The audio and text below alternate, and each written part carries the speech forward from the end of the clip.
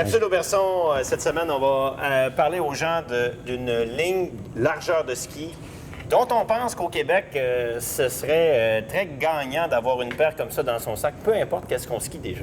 Exactement. En fait, le problème, c'est que la plupart des gens ont souvent une bonne paire de skis de piste, mais ont peur d'aller chercher quelque chose d'un petit peu plus large, où les gens ne savent pas vraiment vers quoi se tourner quand ils cherchent une paire de skis pour faire absolument de tout sur la montagne. Okay. Puis en fait, l'important, c'est vraiment d'expliquer aux gens que malgré qu'on trouve un ski qui est un petit peu plus large, avec une coupe un petit peu plus freeride qu'on va appeler, c'est des skis qui se tiennent quand même super bien sur la piste. On va retrouver des renforts aussi avec du titanium, du métal à l'intérieur du ski qui fait en sorte que ça va quand même très bien tenir sur le grommet. Mais autant que, par exemple, vous voulez faire des bosses du bord de piste, allez vous amuser un petit peu dans le bois, c'est un ski qui permet de faire absolument tout sur la montagne. Alors, je vais faire mon avocat du diable.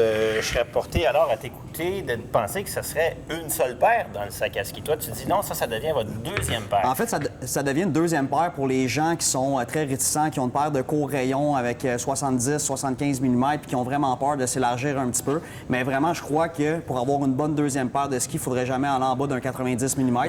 Mais la plupart des gens veulent plus se tourner vers un 80-85 parce qu'ils ont un petit peu plus peur. Mais c'est vraiment d'expliquer aux gens que parce qu'un 80-84, c'est un peu ski de piste. Là.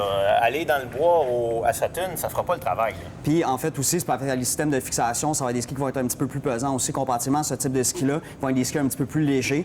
Donc, ça amène un petit peu plus de facilité à skier dans des endroits qui sont plus compliqués ou, en fait, un petit peu moins belles. Je vais faire encore mon avocat du diable. Moi, je serais personnellement tenté d'aller vers le 100. Par exemple, là, on a un Kendo de Vocal. Moi, mon deuxième ski, ça se trouve à être un Mantra qui est à 100 au patin, pas 90. Mais tu me diras, à cause de mon niveau, ou c'est que les gens veulent pas aller à 100? En fait, je crois que les gens, à partir du début, ont vraiment peur déjà de se tourner vers un ski, en fait, d'un 90. Quand ils vont voir skier le 90, ils vont se rendre compte que c'est des skis qui sont faciles à tourner, beaucoup plus que ce qu'ils vont le croire. Ouais. Des skis avec, naturellement, il ne faudrait pas vraiment parler au niveau du rayon, mais avec des spatules qui sont un petit peu plus molles. Donc, plus qu'on va écraser au niveau du ski, plus que le ski va vouloir tourner aussi, avec des constructions qui sont laminées aussi. Construction laminée qui amène un petit peu plus de stabilité sur la glace, sur du grommet.